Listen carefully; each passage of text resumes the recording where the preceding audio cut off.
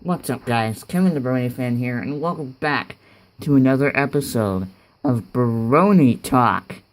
Back again, the one, the only. One mean pouty. You sound... I got sick again. Oh. I can't. Allergy season. You gotta love it. That's Minnesota for you. Yep. So, what are we talking about today? Well, I was thinking about doing a little bit of a thing. The do's and don'ts of being a brony. Yeah, and if you want to be a brony, this is what you gotta know. And we'll give you the rundown of things to do, things to don't, things not to do. Oh, well, let's do... And just some learning points for you, so if you get into the fandom, you kind of know the stuff. Yeah. Okay, so start us off for us. We're gonna start with a do. What you should do if you're going to join the fandom. If you're going to join the Brony fandom, do try and pick an episode where you're gonna enjoy. You're gonna remember it from. And what episodes would you recommend starting with? Why would you with Candlelight Wedding? Because it is a good way to start somebody in. And we did an episode about that. Yes. The next one I would recommend is Dragon Shy, which is another. It's you're getting this. You get the idea of these characters, and now you get to put them in a tense situation. Yeah. Then I would suggest another, like the third one I would suggest is probably Over a Barrel. Over a Barrel. Well, it's another one of those kind of stress ones. It puts them in a good situation and makes them, and it's fun. Yeah. It's a fun little. Yeah. Now. Don't. Yes. Do not start your episode. Do not start watching. Do not use an episode like the season 4 season finale with Tirek, because it's gonna make your expectations way too high. Mm-hmm. Because that episode is just... Well, it's full of, like... explosions. Well, it's full of excitement and stuff. And you're going like, wow, this show must be very exciting. And then you're going through, like, these 3 seasons of... Of boring. Well, not really boring. Not boring. It's just not the excitement you expected. Yeah. Okay, another episode you shouldn't start off with is actually the first episodes. Oh, yeah, the first 2-parter. And it's not because of, like... Again, it's one of those that's just going to make you go like, okay, well, I would call it like one of those typical starting episodes where you get introduced to the characters, and it's more of a kind of like, you don't get any fun little story in there. You're just going through, hey, these are your characters and your main characters. Yep. And while that is good and well and good, it's not one of the first episodes you should watch. Mm-hmm. Now let's talk about a little bit of stuff you should know from the fandom, what we've kind of, we wouldn't say make up, but what we've kind of created within our fandom. The first thing, which actually was basically the first ever fan-made character, wasn't it Derpy? I think was so. Derpy what? Well, yeah. If you're gonna know about the Brony fandom, know about Derpy. Okay, tell us about Derpy. Derpy was an animation error that started out way back then. I think it started in the first episode. Yeah. Yeah, it started in the first episode. Mm-hmm. And just kept going and going and going through it. Mm-hmm. Then you get to Over a Barrel. Your spotlight was stolen by a Derpy. Oh my god. Oh goodness. And then for some reason there was a lot of problems with I guess I'm not gonna say soccer mom stuff. Yeah. I'm gonna say a lot of the parents were concerned about portraying her as a ditzy person, which is it's okay. And that's actually one of the names we gave her, Ditzy. Ditzy, Derpy. Yeah. Then which ended up her having censorship. Which actually, there are 2 versions of that episode. And when we mean 2 versions, we mean the two censored versions and not of, censored. 2 versions of her that were in the episode. And then she would make cameos every once in a while. Yeah. And then, oh man. Oh, should we even talk about it? Slice of life? Yeah. Well, again, if we're going to talk about do's and don'ts, you can like that episode. But it's just... Well, the problem is that... Pandering. So much pandering. Exactly. Fans, if you're out, bronies, out there, it's a fun episode. I get it. I understand that it's a very fun episode, but if you can't understand that that's like the worst kind of fan pandering by bringing all the background ponies in, and I get it. It's very cool to see all of the background ponies that we made, or well, not even come into the light instead of always we gave focusing. personalities to. First of all, I do like there's one reason I don't like that episode in particular, What? And that's what they did to Octavia. Really? I love Octavia. Yes, that's the one That's thing. my favorite pony. You can't do that to her. She's a refined British pony. You can't turn her into a posh unicorn. But she said blast. Blast. No, that was forced refinement. No, she's actually refined. You would see her in a store buying tea. Not some blasting, overly confident. Oh my gosh. I did like the doctor. I really did like I like that. the doctor. Again, that episode, it's good. Fans, you can love that episode. We kind of did. We understand where you're coming from. Yes, we love, and I do like that episode. But if you can't understand that that's fan pandering to the utmost level, then... And we mean utmost level. Like, seriously. That's like the most fan pandering I've seen. Yeah, I've ever seen. You gotta understand. The fandom is falling apart at that point. Because now you're trying to get... Curse you, M.A. Larson! Yes, of course. It just needs to keep... When you say that this episode is like... Yeah. You're seeing all these characters come into the foreground now. Out of nowhere. Yeah. And I was going it would have been nice just to get a little sneak peek an episode before. Well, not even a sneak peek. It's just, hey, now they're all coming into the foreground. It's no different. It's very typical. Mm-hmm. It acts like a typical day in Equestria. Yeah, which is fine, but again, we beat the heck out of this, but I'm gonna beat it out a little bit more. Okay. The problem is that this fan pandering. Yes, the fan pandering. I hate it. I don't like fan pandering. I really don't. If you're gonna make an episode, make some memorable moments, but don't bombard us with fan pandering. And I mean, I admit the episode did have memorable moments, like dummy monologuing. Yes, gummy monologuing is the best. It's the best ever. Okay, I'm gonna be honest. That was my favorite part of the entire episode. Just hearing Gummy just have an internal monologue. It's just like one of those deep moments in movies, but in this sense, they've kind of pulled it out of the hat and been like, "Here you go." But I do like how they're not focused on the main six. Well, how typical it is to put Applejack in the background. You finally got it! What are we laughing at?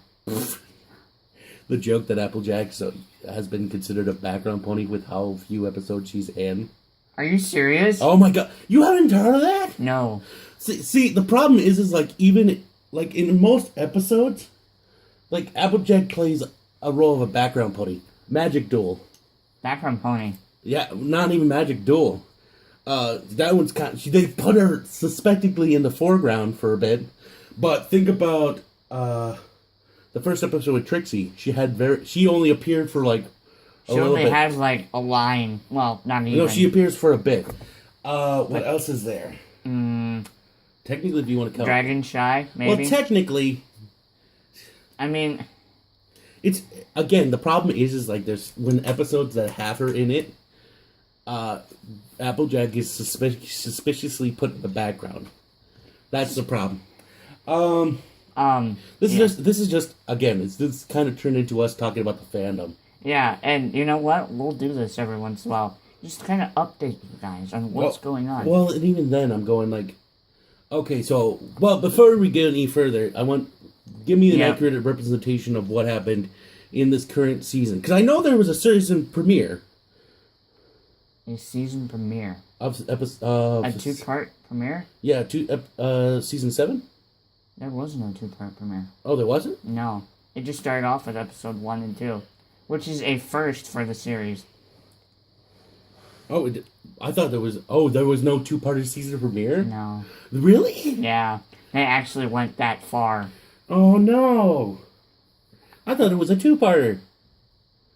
Oh, Frowny face. Frown. Curse you, Emmy Larson! Which Which is actually another thing that we kind of want to discuss. Oh yeah, well, because again, I made points saying this. So I don't know. I guess I made some interesting opinions. Well, I guess when you see about the which is why I say if you're gonna watch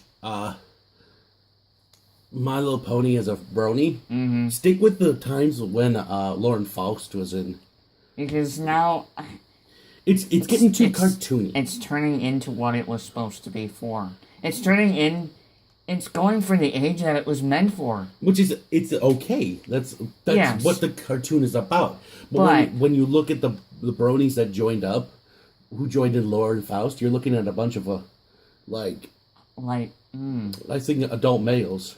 Yes, including you. What, when did you join?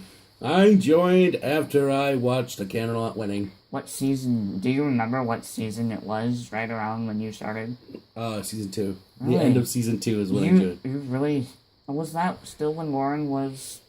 Yes, directing? Lauren was still there. I think. Wasn't the last one she was in was just before the 2-parter season finale of season 3? Really? I'm not sure. I'm not 100% certain. I know that there was... But believe me, what's his name? Oh. No, not... Emmy Larson. He has done some good episodes. No, there are definitely good episodes. And I'm not saying... He's a bad director. No, he's not. No. But... He's just... He's acting towards what the audience was intended.